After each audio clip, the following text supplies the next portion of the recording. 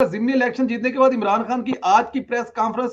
کا مخاطب فوج تھی، فوج پر سیدھے حملے کیے گئے، کیا معاملہ ہے اسد صاحب؟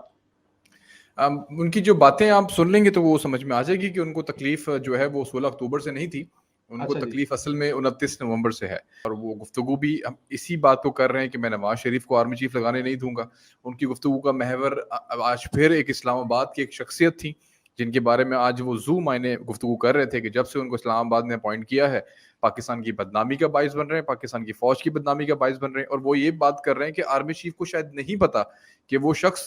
پاکستان میں کیا گل کھلا رہا ہے۔ اب وہ اسلام آباد میں وہ شخص کون ہے جن کو اپوائنٹ کیا گیا ہے اور ان کو refer directly to army chief کیا گیا ہے، تو وہ سب سمجھ سکتے ہیں کہ اسلام آباد میں ایک ہیڈ کوارٹر ہے جو پنڈی میں موجود نہیں ہے اسی ادارے کا۔ تو ہم پبلکلی نہیں کر سکتے کیونکہ آپ کا پروگرام دنیا بھر میں دیکھا جاتا ہے، تو ہم کوشش کریں گے کہ نام نہ لیں اس ادارے کا، کیونکہ عمران خان نے خود بھی نہیں لیا۔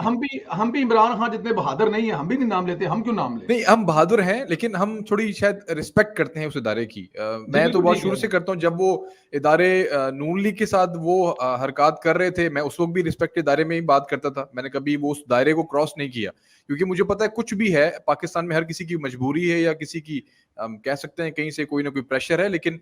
ملک ہے تو سب ہے۔ ہم یوکرین نہیں بننا چاہتے، ہم عراق نہیں بننا چاہتے، ہم لبنان یا افغانستان نہیں بننا چاہتے، ہم پاکستان ہی رہنا چاہتے ہیں۔ غلطیاں ہیں اس کو گزارتے ہیں، اس حد تک بات نہیں گئی ہے پاکستان میں کہ ہمارے پاس پوائنٹ آف نو ریٹرن پہ تو نہیں گئے ہم لوگ، فی الحال ابھی بھی وقت ہے ہمارے پاس، چیزیں کو سدھار سکتے ہیں تو سدھار لیں، اور ہم موقع دیتے ہیں سدھارنے کا۔ تو عمران خان صاحب کا محور آرمی اس لیے کہ وہ سمجھتے ہیں شاید ابھی بھی کرتا دھرتا وہ ہے، شفاف الیکشن مل رہے ہیں، شفاف الیکشن کمیشن مل رہا ہے ان کو، کسی قسم کی دھاندلی کی شکایت نہیں آ رہی۔